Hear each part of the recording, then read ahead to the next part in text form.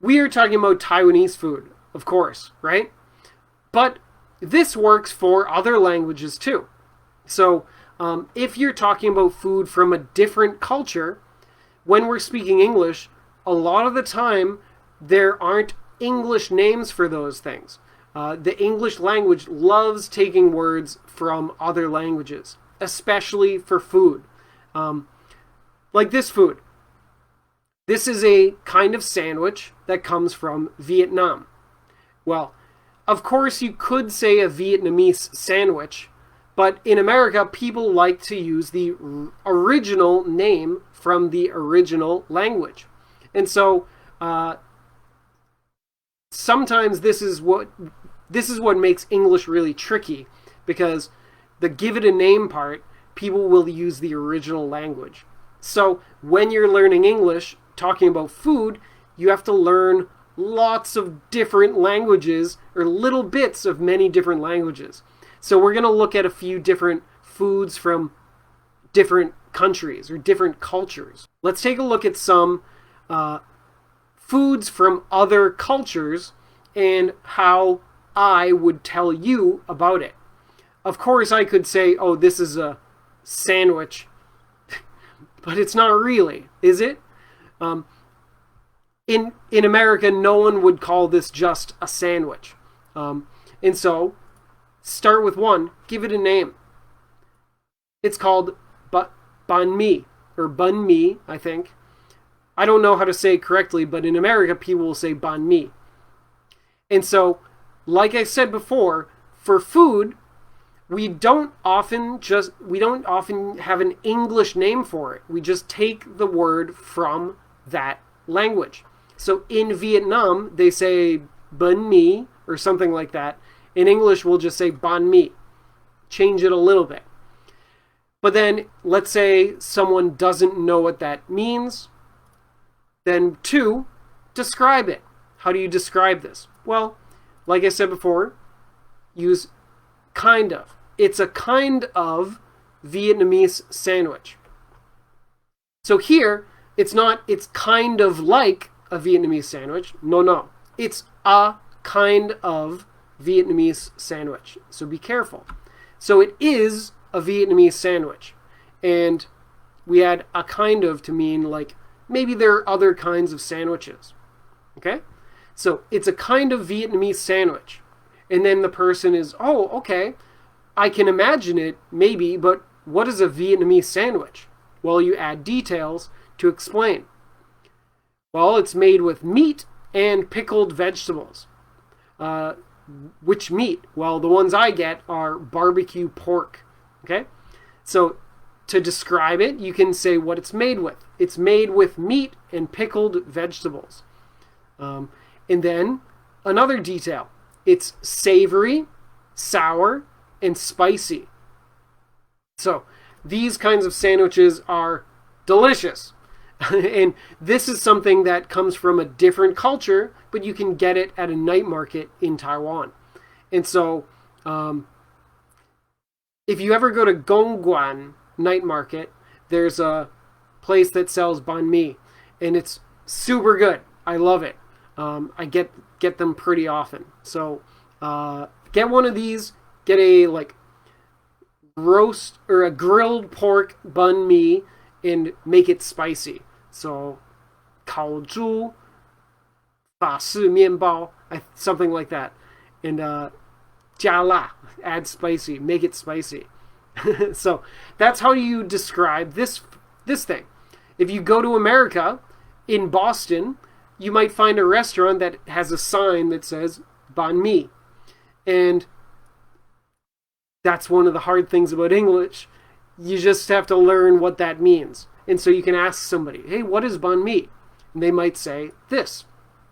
Okay? Here's another example. What is that? Okay. Now it's noodles, but it's a special kind of noodles. What do you say? Oh, it's noodles. What's the English name? Oh, it's noodles. No. So 1, give it a name. Like I said before, you can use the name from the original language. So, this is called pad thai. So it's called pad thai. And in America, everyone knows what pad thai is. This is a really common dish.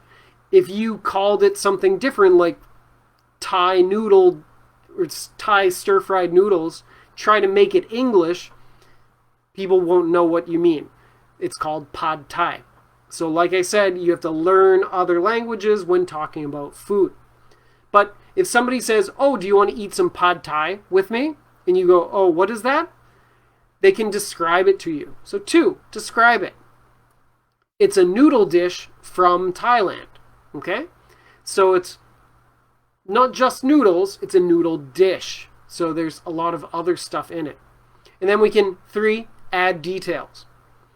It's made with noodles, chicken, shrimp, and lime. These green guys over here, those are limes. I think last week we talked about the difference between lemon and lime.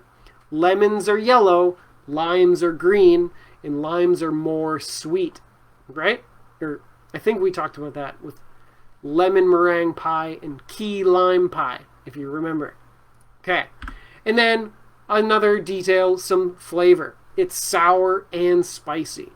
I love pad thai. It's one of my favorite dishes. There's a place near Songjiang, Nanjing, that the chef is from Thailand, and they have amazing pad thai. So go on Google Maps, search Songjiang, Nanjing Thai restaurant, and it's this little tiny shop that has amazing food. Okay, pad thai. We don't need to say, oh, I want to eat Thai noodles with shrimp. No, just use the word from the Thai language, pad thai. Okay, and then same thing with Japanese food. You probably know that this is what we do with words like sushi or sashimi. You don't say sliced fish when you want to eat sashimi. You don't say fish on top of rice when you want to say sushi, right? Just use the Japanese names. What about something like this? Well, 1, give it a name. This is not very common, or not a lot of people in America will know this, but maybe you've tried this before. This is something you can also get at some of the night markets in Taiwan, or in Rauha they have this. First, give it a name. The name of this is a Japanese word that's very long, so be ready. It's called okonomiyaki. So when I learned this from my brother years ago. When he first said that, I was like, what the heck? How can I remember that? Well, you don't have to remember it, but it's good to know. Okonomiyaki. In Japanese, yaki, Y-A-K-I, yaki.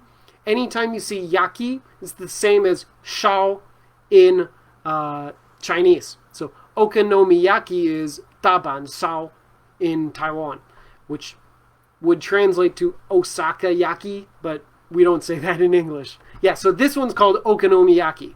But then 2, describe it, right? If you say okonomiyaki to some guy from Michigan, he might go, I don't know what you're talking about. And so you can say, oh, it's kind of like a Japanese pancake. Not really, but kind of. At least if you say that, the person can imagine what you're talking about. It's kind of like a Japanese pancake. And then add details. Well, it's made with egg, flour, cabbage, and bacon. Okay? So just describe what it's made with. What ingredients do they use? And then it's served with sauce and bonito flakes on top. This is probably a new word for you. Bonito flakes. Bonito flakes are these things down here on this picture on the bottom. They're little pieces of smoked fish. Smoked tuna, I think. Anyways, in English we call them bonito flakes. And when it's hot, they kind of dance. They're kind of cool. So, it's made with, it's served with. Or, like we said for the pad thai, you could say it's topped with. It's topped with sauce and bonito flakes. Okay? If you say topped, don't say on topped. It's served with something on top. It's topped with something. Okay? And then we've been talking about a lot of Asian food. But you can use all of these skills when talking about food from Europe too. You probably know a lot of food. Well, I mean, in America, there are tons of foods from Europe as well. And for you guys, when you're learning English, you'll see a lot of words that come from other languages, and you're like, what the heck is that? So this is how someone might describe it to you. And so you want to be ready for it. So first, you see this pasta, and you say, oh, that's pasta. And I say, no, that's not pasta. It's blah, blah, blah, blah, blah. There's a special, well, it's a kind of pasta, so we don't want to just be simple and say it's pasta. If you go to America and say, hey, what is that dish? Someone might tell you it's called fettuccine alfredo. Oh my God. So you don't want to just say it's pasta. That's too simple because there's a name for it. And this name, most people in America will know this phrase, fettuccine alfredo. And so for you guys, this looks really hard. Fettuccine alfredo. And it is Italian. So it's two Italian words, but it becomes English because that's what English does for food. We don't need to change the name into English. So it's called fettuccine alfredo. And then the person talking to you might describe it. If you say, wait, what is that? Well, they'll say, well, it's a kind of pasta. Okay, that's still not telling a lot. So details are important too. Well, it's made with fettuccine, a kind of noodle, and cheese sauce. So, and then another detail is it tastes rich and creamy. So, two ways to describe this kind of pasta. It's made with fettuccine. And then what you can do, if someone still doesn't know what fettuccine is, add what that is in the sentence too. It's made with fettuccine, a kind of pasta. Okay? So that describes fettuccine right away. And cheese sauce. So, if you're learning English, it's important to learn different kinds of pasta, different kinds of noodle. Because if you go to America and you look at a menu, they might have all these Italian words that a lot of people know already. Fettuccine alfredo, maybe bolognese sauce, which is like a meat sauce, or you all know spaghetti, but maybe you don't know what penne is. Penne is noodles that are tubes, the long, hollow kind. Okay? So, for food, you don't need to translate it into English. You take the word from the original language and say it. And so that's how you can describe Taiwanese food, but also when people are describing foods from other countries, they won't translate it to English. They will take the word from that other language and then say it in English. If you don't know what it is, you can ask, what's that? And then they can describe it. Like, for example, we talked about a burrito. We don't say, I would like to eat a Mexican wrap. No one says it's a Mexican wrap. 墨西哥卷饼. In Chinese, you'll change it into Chinese, but in English, we keep the original language. We'll say, oh, I would like to eat a burrito. And if you don't know what that is, then the person can describe it. Oh, it's a Mexican wrap with beans and cheese and stuff.